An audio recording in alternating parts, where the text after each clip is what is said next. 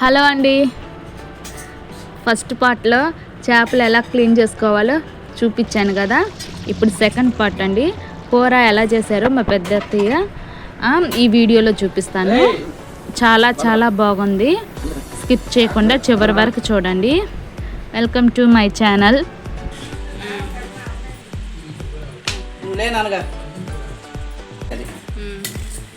చిన్నుల్లిపాయలు 2 వేయాలి. పెద్దపాయలు పెద్దపాయల్లో చిన్నవి కాస్త పసుపు వేయాలి.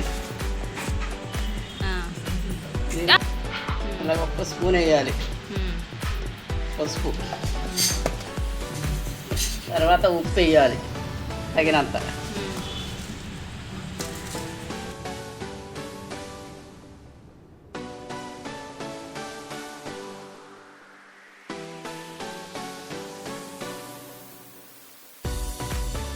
నూనె వేయాలి.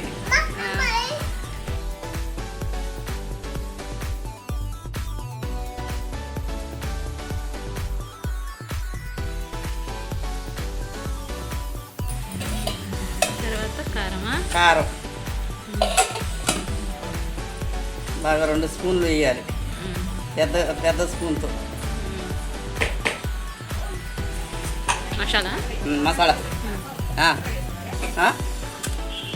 కలపాలి. మసాలా ముక్కలు, కారం, ఉప్పు, పసుపు, నూనె అంతా ముక్కలకు పట్టేలాగా ఇలా కలపాలి.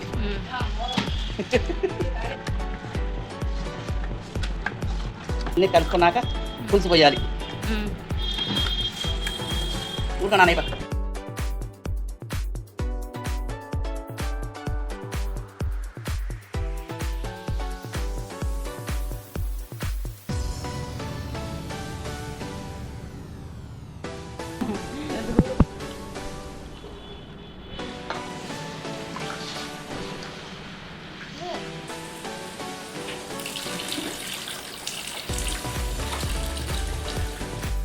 మా పెద్దత్తి చేసిన చేపల కూర చాలా చాలా బాగుంది.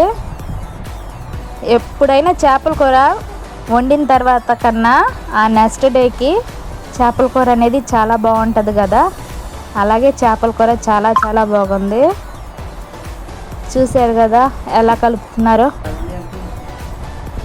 ప్లీజ్ అండి, వీడియో కనుక నచ్చితే లైక్ చేయండి, షేర్ చేయండి, సబ్స్క్రైబ్ చేయటం మాత్రం మర్చిపోకండి. నా ఛానల్ని సపోర్ట్ చేయండి.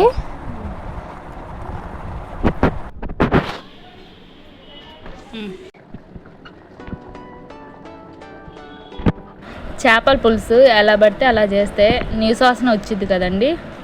చేపల పులుసు చేయాలంటే కొంచెం ఎక్స్పీరియన్స్ అనేది ఉండాలి. అలాంటి వాటిలో మా పెద్ద అత్తయ్యకి చాలా ఉంది ఎక్స్పీరియన్స్.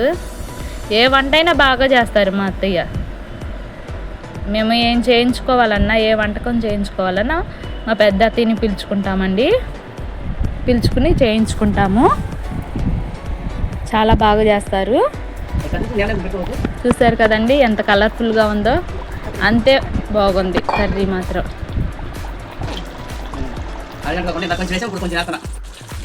మసాలా ఇదంతా దీనికి కొత్తిమీర వేస్తున్నా. అలా చుట్టూరు చల్లుకోవాలి కొత్తిమీర, కరివేపాకు. దాంట్లో కొత్తిమీర కరివేపాకు 2 వేయాలి. కొత్తిమీర కరివేపాకు వేసా. ఇట్లా వేసినాక ఇలా తిప్పుకోవాలి. ఇలా తిప్పుకుంటే అంతా కలిసింది. మసాలా కానీ ఆకు కానీ కొంచెం సేపు ఉంచుకుని దించుకోవాలి.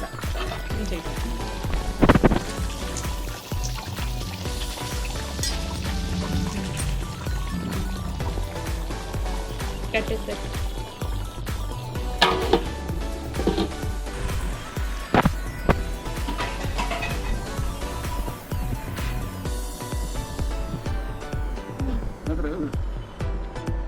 ఎంత బాగుందో కూర.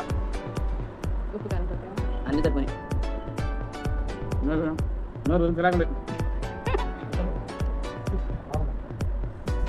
తిన్నావా?